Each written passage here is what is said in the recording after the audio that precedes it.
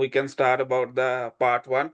About I know, and you are receiving many emails for whole week from different students from around the world, and you are supervising many students during your life. So, what do you think when the student approaching to professor, what the email like should be? They should be write in detail, or they just sometime you receiving like, "Hi, Mark, I am interested in your group." So, can you give advice to this like this how they can approach a professor Yes, in an yes. appropriate way? Well, I mean, there's the sort of obvious mechanical stuff, like do not say dear sir slash madam. And don't do obvious cut and paste. My goodness me, people are very silly where they just cut and paste in your name and it's clear that that's what they've done. So, don't just treat the email to Professor Tester as one of 100 emails that you're writing, even if it is one of 100 emails you're writing. Personalize it, and don't just. They're often very mechanical. I don't know if they're written by ChatGPT, but they often read very, very much the same, and there's not a level of sincerity. So somehow you need to transmit that, and yeah, that can be hard if you are really, really working hard to make spread yourself out to try to maximize your chances.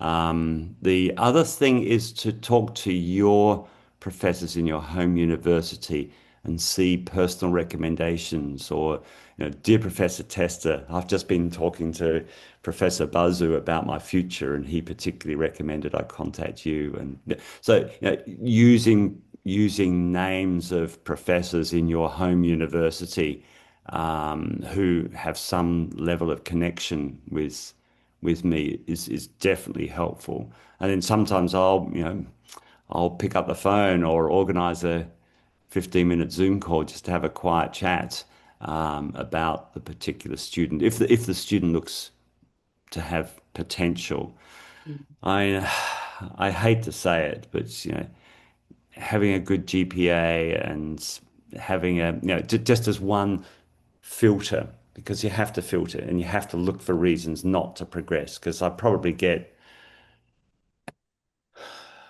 well, at least 1,000 emails a year for prospective students, and I probably take one. So, you've got a 0.1% chance of getting across the line. So you have to use filters for better or worse, which are not necessarily fair, but it's sort of beyond that, unfortunately. You've got to for me, you need a very strong GPA. And by strong, I mean for a bachelor's over 3.7, preferably 3.85 or something. Seriously, it's that stringent for me. And the university has pretty stringent GPA as well. Good language marks are essential. But yeah, the personalized email and preferably even a personalized pathway of contact can be very beneficial. I was going to say something else. Oh, yes. I mean, you can write the perfect email, but I mean, every academic on the planet is cash limited. So this is where you really do need dumb luck. So you make your luck by making the good email, and then you still need luck because you need to have timing. So, I've just got a grant, so I've got an opportunity to hire 3 people, wow. And one of those could be a student. And so you need to have that timing. That's completely out of your control, but that's the reality. So don't be depressed by having literally a 99% rejection rate, because terrible to say that, but yeah, you also need timing with availability of money.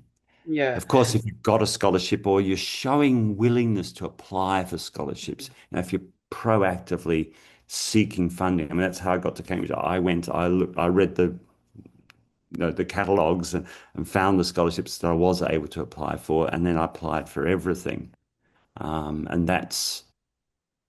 And if you show that you're doing that and you're not just not expecting, but well, maybe expecting or at least hoping for the professor to provide the money, yeah, that's not so great either. Yeah, thank you for the very nice answer.